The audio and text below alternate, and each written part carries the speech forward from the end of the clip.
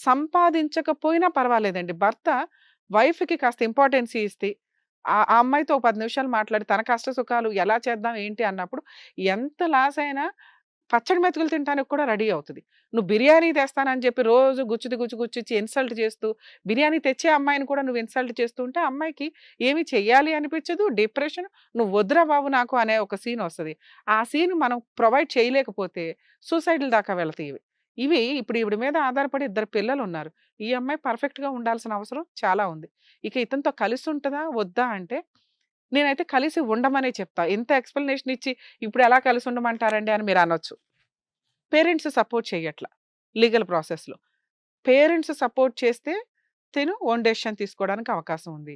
2 అంతకు ముందు వరకు తనొక్కతే పిల్లల్ని చూసుకోవడంలో గాని.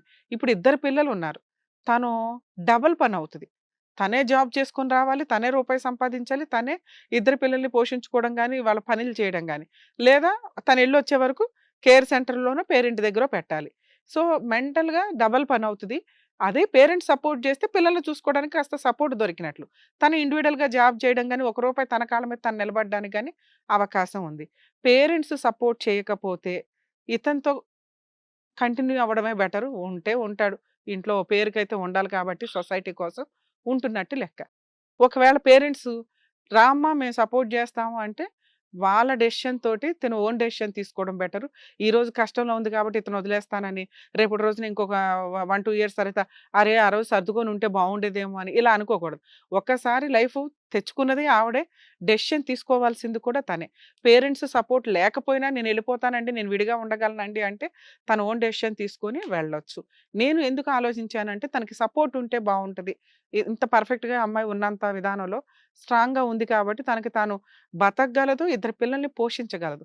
ఎవడో ఇచ్చే ముష్టి కోసమే బతికేస్తాం, కోట్ల చుట్టూ తిరుగుతాం అంటే దండగ. మన క్యారెక్టర్‌ని మనం ఆహ్, అమ్ముకుంటున్నట్లే లెక్క. ఎందుకంటే వాడు పెట్టకపోతే తినలేము అంటే ఎట్లా?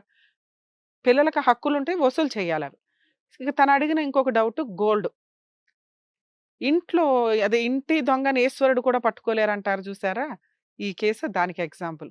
తనకి నిజంగా ఎవరో దొంగతనం చేసుంటే వచ్చిన చుట్టాలో, పనివాళ్ళో, దొంగలో ఎవరో ఒక దొంగతనం చేసుంటే తెలిసిపోద్ది. అసలెవరు దొంగతనం చేశారో ఒక ఇంట్లో వస్తువు మాక్సిమం గట్టిగా ఒక గంట కూర్చుంటే మనకర్థమైపోద్ది. ఏ టైంలో ఎవరొచ్చారు, ఎవరు తీశారు, ఏం జరిగుంటది అని.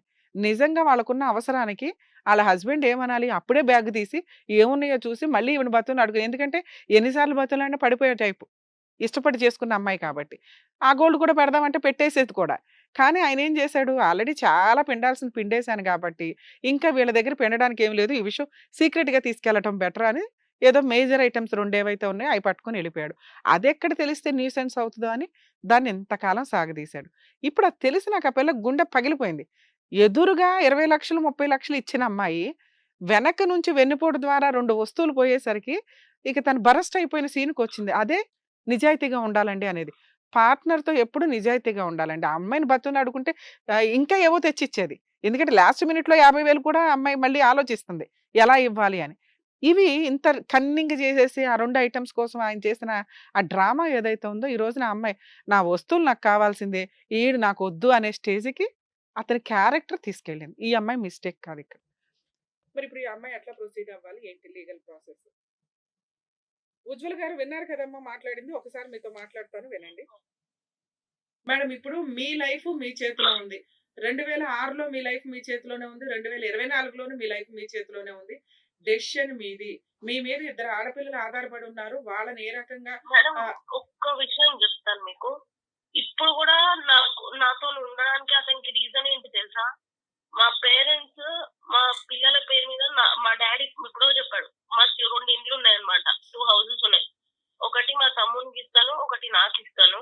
ఇంకొకటి మా మమ్మీది ల్యాండ్ ఉంది ఊర్లో. ఆ ల్యాండ్‌లో గూడా మా పిల్లలిద్దరికీ ప్లాట్స్ ఇస్తాను అని జెప్పేసి అన్నది. ఇప్పుడు గూడా తను నాతో ఉండడానికి రీజన్ అదేనేమో అని నాకనిపిస్తుంది. ఒక్క నిమిషం నాన్న కాకపోతే ఉజ్వల వాళ్ళు గారు. స్ట్రిక్ట్‌గా ఉజ్వల గారు వినండి. మీ యాన్సిస్టర్స్ ప్రాపర్టీస్ మీ పుట్టింటి నుంచి వచ్చేవి. అవి మీ ఇష్టం అండి. అవి మీ పిల్లల పేరు మీద పెట్టినంత మాత్రాన అతను లాక్కొని వెళ్ళిపోవడం కుదరదు. మేబీ మీరన్నట్లు మీకసలు అట్లాంటి డౌటే రాకూడదు. వచ్చేసిందంటేనే మీకు ఆయన మీద ఇష్టం పోయినట్టు లెక్క. మేబీ అది నిజం అవ్వచ్చు. మీ సిక్స్త్ సెన్స్‌కి మీకు అన్నీ అర్థమవుతున్నాయి. ఫైనాన్షియల్‌గా ఒక ఏటీఎం కార్డ్ వాడినట్టు వాడుతున్నాడండి బాబు నన్ను అని నీకు క్లారిటీ వచ్చేసింది. నేను అది కాదనట్లా. అలా కూడా ఇచ్చే లేడీస్ ఉన్నారమ్మా. ఎవరికి? నీకు ఇంపార్టెన్సీ ఇచ్చి, నీతో మాట్లాడుతూ, నీతో షేర్ చేసుకునే వ్యక్తికి. ఇలా దొంగతనాలు చేసుకుంటూ వెళ్ళిపోయే వ్యక్తికి కాదు. అతని డెసిషన్ నీకు అనవసరం.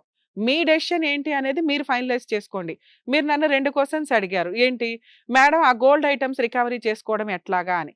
మీరు 498 కేసో, డొమెస్టిక్ వయలెన్స్ కేసో, మెయింటెనెన్స్ కేసులో వేసినప్పుడు అదొక ఎలిగేషన్‌గా పనికొస్తది.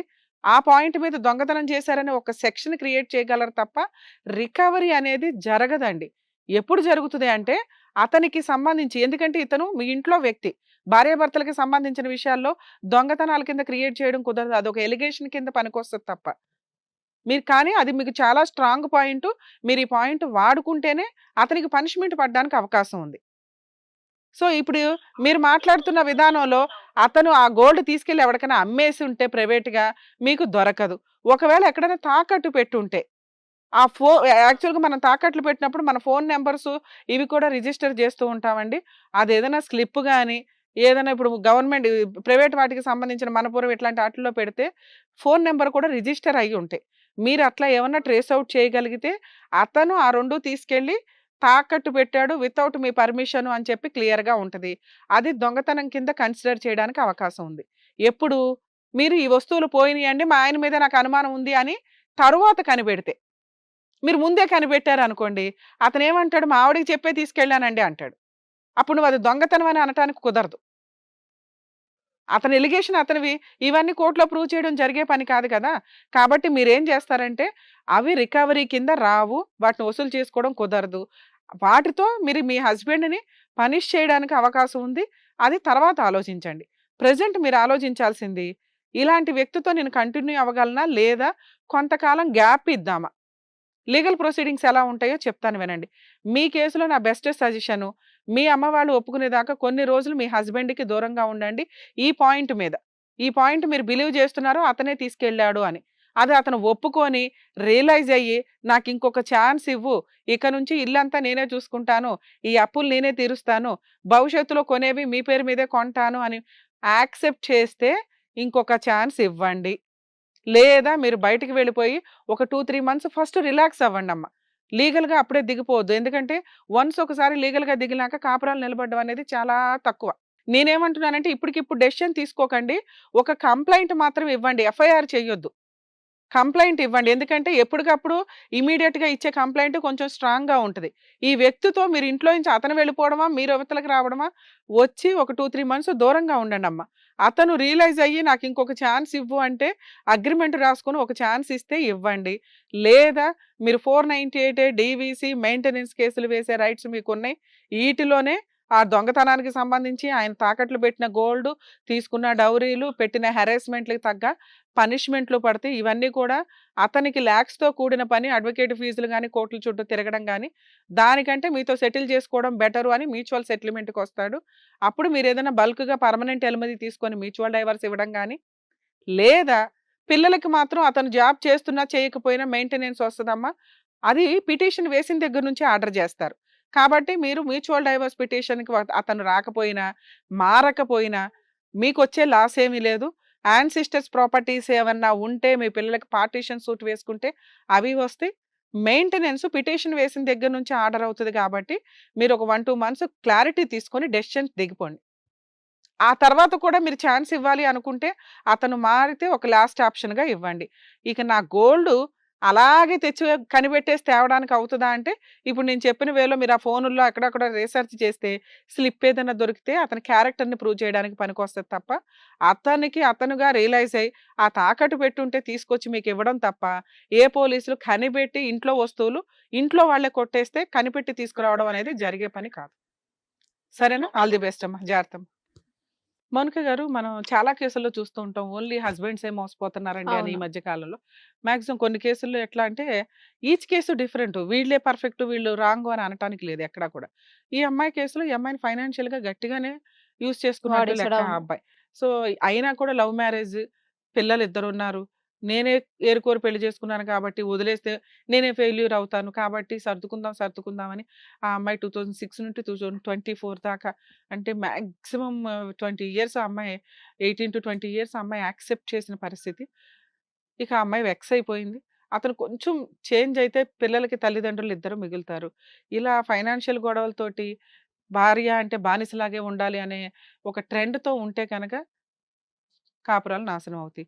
ఆ పిల్లలకి తల్లే మిగులుతది ఫైనల్‌గా, తండ్రి అనేవాడు. కష్టంగా ఉన్న వ్యవహారం. కోర్టుల చుట్టూ తిరిగినప్పుడు వాల్యూ తెలిసిన తర్వాత అయ్యయ్యో! అనుకున్న యూజే లేదు. సో, మేబీ అతను రియలైజ్ అయ్యి ఆ అమ్మాయికి అన్నీ తన గోల్డ్ తనకి ఇప్పిచ్చేయడం గాని, కాస్త నమ్మకం క్రియేట్ చేసుకొని, తనకి ఒక వైఫ్‌గా ఇంపార్టెన్స్ ఇస్తే బావుంటదనేది నా ఉద్దేశం. ఆమెకున్న సిట్యుయేషన్స్‌కి చాలా చక్కటి సలహాలిచ్చారు. Thank you. Thank you. Hit TV app ఇందులో short news, live news, entertainment shows, movies, digital magazines తో పాటు మీ జిల్లా వార్తలను కూడా ఫ్రీగా చూడొచ్చు. అంతేకాదు కేజీ నుంచి పీజీ వరకు విద్యార్థులకు స్కాలర్షిప్ కూడా అందిస్తున్నాం. ప్రతి వారం 10 మందికి లక్కీ డ్రా ద్వారా ఒక్కొక్కరికి 10,000 రూపాయలు అందిస్తున్నాం. ఇంకెందుకు ఆలస్యం, వెంటనే హిట్ టీవీ యాప్ ని డౌన్లోడ్ చేసుకుని ఫ్రీగా ఎంటర్టైన్మెంట్ పొందండి. Hit TV app. Hit TV app. Please download hit TV app. Hit TV యాప్ని ఫ్రీగా డౌన్లోడ్ చేసుకొని ఎంజాయ్ చేయండి. మీకు నచ్చిన ఎంటర్టైన్మెంట్ కోసం హిట్ టీవీ యాప్ ని ఫ్రీగా డౌన్లోడ్ చేసుకుని ఎంజాయ్ చేయండి. హిట్ టీవీ యాప్ని డౌన్లోడ్ చేసుకుని ఆస్వాదించండి, ఆశీర్వదించండి. ఇంతమంది సెలబ్రిటీలు హిట్ టీవీ యాప్ ని డౌన్లోడ్ చేసుకోండి అని చెప్తున్నారంటే ఎంత మంచి యాప్ ఆలోచించండి. అమెరికాలో చదవాలనుకునే వాళ్ళకి విశ్వసనీయమైన పేరు మన శౌర్య కన్సల్టెన్సీ. UK లో 1 year masters. UK లో 1 year masters. 2 years work permit up to 5 years visa. Contact Saurya Consultancy. Contact 89851 89851.